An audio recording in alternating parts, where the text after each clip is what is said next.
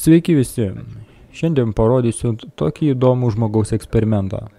Žmogus paėmė dvi talpas, ant vieno indo užrašė gerus žodžius, meilė, geras, gera, gėris ir taip toliau.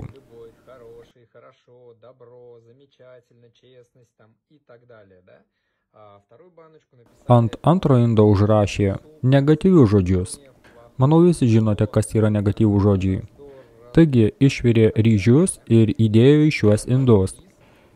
Šį indą kiekvieną dieną ėmė į rankas ir jam kalbėjo gerus žodžius, o kitą indą tiesiog uždarė ir ignoravo.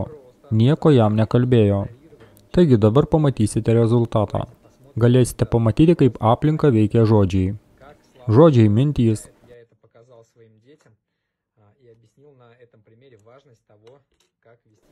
Tai ryžiai, kurie buvo gerame inde, su gražiais žodžiais.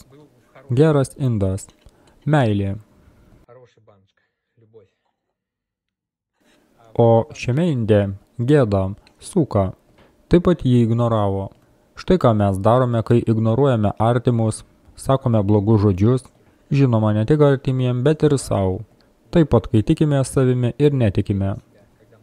Taigi, darykite draugai išvadas. Turime sekti kiekvieną savo mintį ir kiekvieną veiksmą, taip pat kiekvieną žodį. Štai taip.